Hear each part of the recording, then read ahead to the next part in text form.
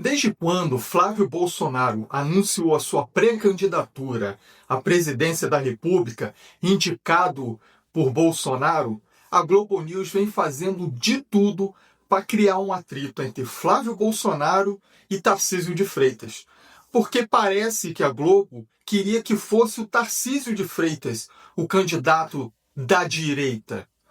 E com isso, ela vem constantemente fazendo matérias e reportagens e principalmente solicitando pesquisas, sempre colocando o Tarcísio junto na pesquisa, sabendo que já tem o Flávio Bolsonaro como pré-candidato à presidência e Tarcísio já se pronunciou dizendo que vai continuar no governo de São Paulo, vai se candidatar à reeleição para o governo de São Paulo.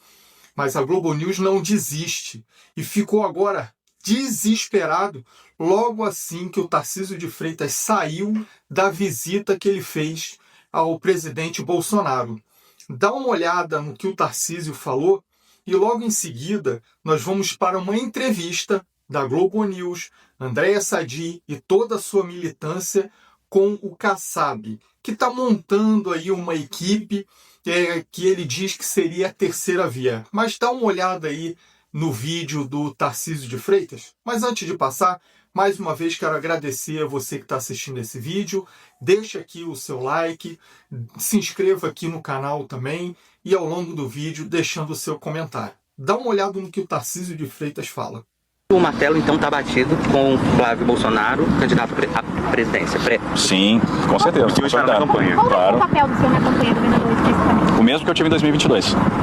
Me eleger em São Paulo e ajudar o nosso candidato presidencial. Mas ele falou diretamente sobre isso. No momento, o martelo está batido, Flávio Bolsonaro... Mas é que não tem dúvida, esse assunto não está em discussão, já está consolidado, não tem dúvida com relação a isso, não tem nenhum dissenso com relação a isso. Eu tinha uma tarefa aqui muito difícil, que era transmitir, e eu não ia conseguir me lembrar de todos os abraços que foram pedidos para eu trazer aqui para ele, a transmitir um abraço de muitas pessoas. Toda vez que eu faço um evento lá com o nosso público em São Paulo, lá no interior, são milhares de pessoas que pedem: olha, leva o meu abraço para o Bolsonaro, transmite um abraço para ele, diz que a gente está orando por ele, diz que a gente está pedindo por ele. Então é impressionante o carinho das pessoas. Eu queria, de certa forma, ser um pouco porta-voz desse carinho, falar do que as pessoas estão sentindo, falar da saudade que as pessoas têm dele e transmitir, de certa forma, isso para ele, o amparo, dizer que tem uma massa de brasileiros que torce por ele, que ora por ele, que quer o melhor para ele, que tem carinho por ele, né? E eu me incluo nesses brasileiros e eu queria transmitir isso no dia de hoje.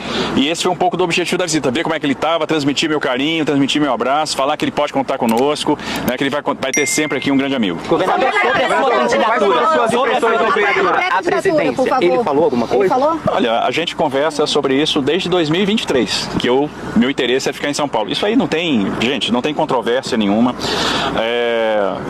Eu tenho uma linha de coerência. Eu falei lá atrás que eu tenho um comprometimento com o Estado de São Paulo. Eu sou grato ao Estado de São Paulo por tudo que o Estado me deu, pela confiança que depositaram em mim.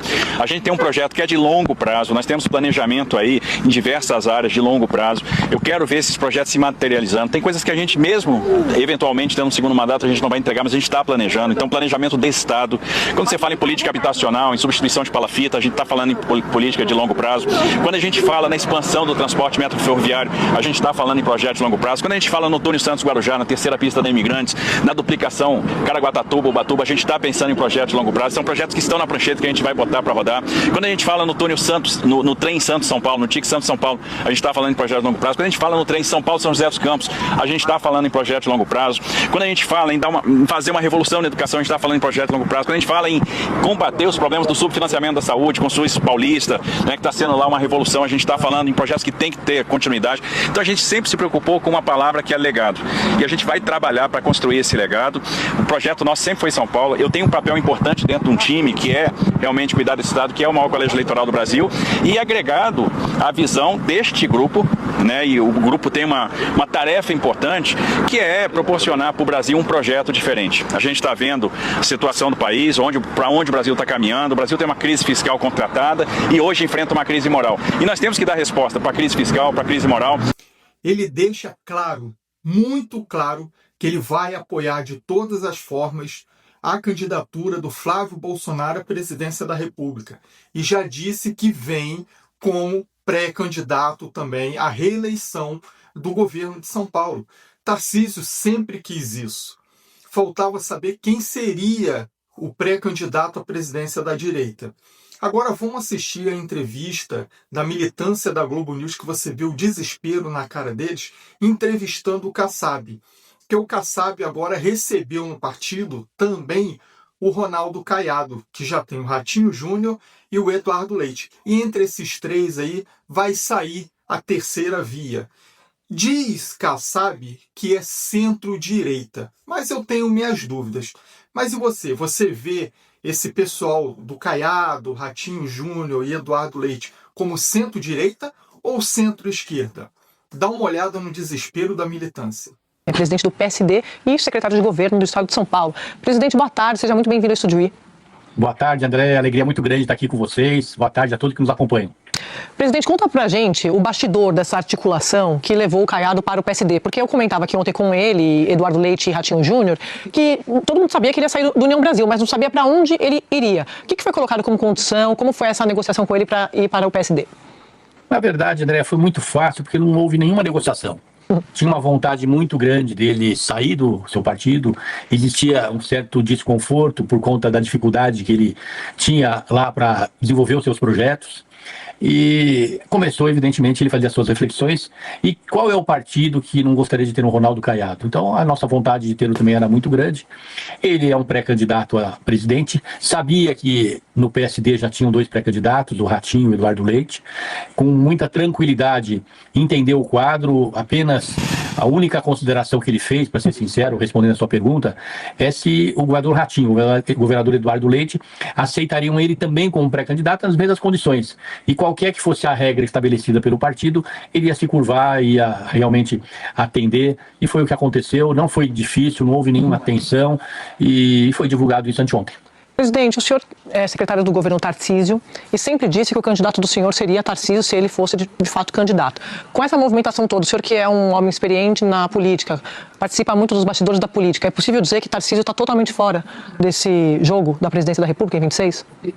Olha, André, a palavra nunca, a palavra jamais, são palavras que você deve evitar na política, não é? Porque as circunstâncias mudam, os fatos novos surgem, mas a avaliação que eu faço hoje, ainda no período da manhã, manifestações do governador Tarcísio, é que o provável mesmo, e até porque ele tem sido agora muito enfático, é que ele seja candidato à reeleição em São Paulo.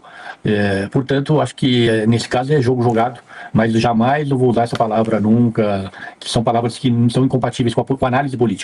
O senhor está falando das declarações dele a respeito de Flávio Bolsonaro, né? Porque ele disse hoje mais cedo que o candidato dele é o Flávio. Não apenas disse ao Flávio, mas como reafirmou que ele é candidato a governador de São Paulo.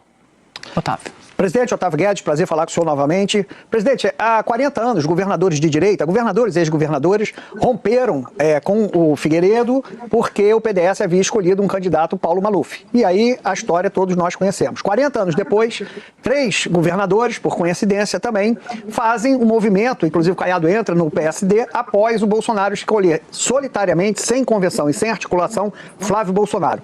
Minha pergunta é: qual a diferença da direita que o PSD hoje representa para a direita que o Bolsonaro representa?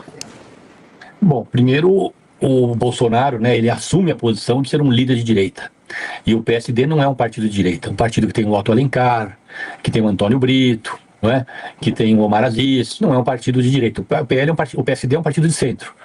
E nesse partido tem liderança de centro-esquerda, de centro-direita, de centro. Então, começa daí apenas uma correção da sua afirmação. A diferença em relação ao que aconteceu 40 anos atrás é que o Caiado, o Eduardo Leite e o governador Ratinho, eles já eram pré-candidatos desde que se iniciou esse processo de sucessão.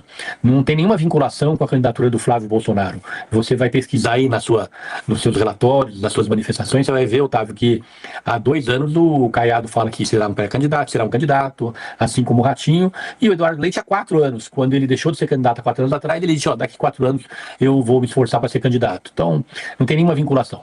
A vinda do Caiado tem uma vinculação quanto ao seu partido, que com muita transparência lhe chamou e comunicou que o projeto presidencial dele não teria nenhuma chance.